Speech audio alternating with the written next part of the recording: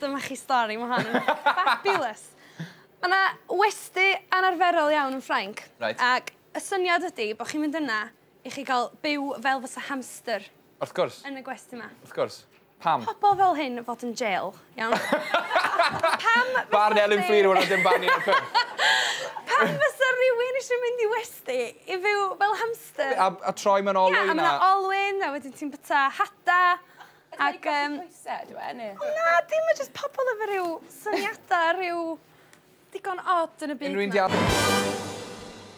Tudalen cyntaf oedd ei fi, rili, mae'n dweud your post in the gutter, de. And the mail yn sôn efo na? Ac mae'n sôn, de, achos o'r streics o bod dim sydd wedi bod, oedd y mail di peilio fyny gymaint, de, oedd y managers yn gorau literally parcio'r ban ar ochr lôn, a just tynnu post allan a sortio ar y palmant. A mae hwnna'n poen i ti? Wel, dwi'n disgwyl contract yn Sony, li.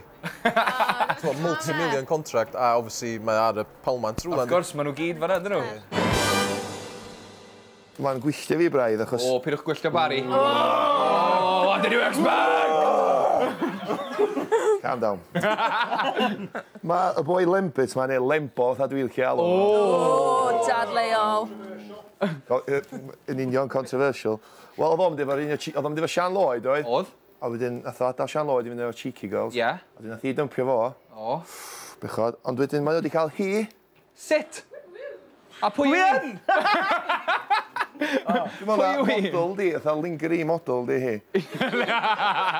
Lingerie Lempid. Lle dwi'n mynd o rong dyna dwi'n siw bo? Mae rai bod merch fel yna'n dilyn ti, ti'n meddwl, Bar? Oes, sŵr adag. Ond ti'n mynd gweld nhw achos bod ti'n mor dal? Mae yna gyfrifiadur, allan credu bod nhw wedi creu hyn iawn, cyfrifiadur sy'n medru darllen meddyliau pobl. Hynny yw, yn hytrach na bod fi'n...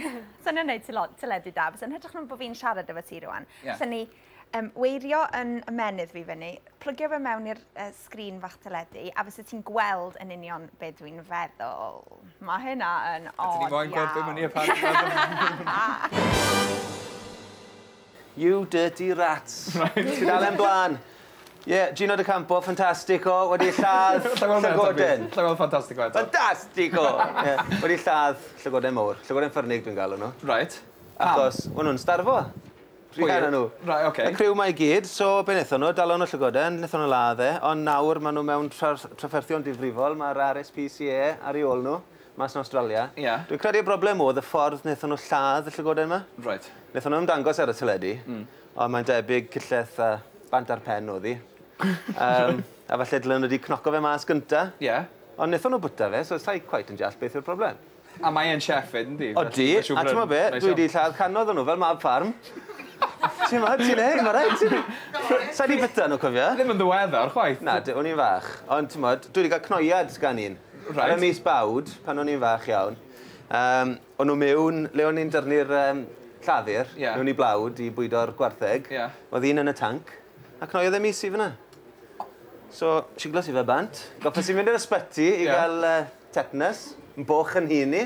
Ges i'n ôl a lladdus i'r diawl.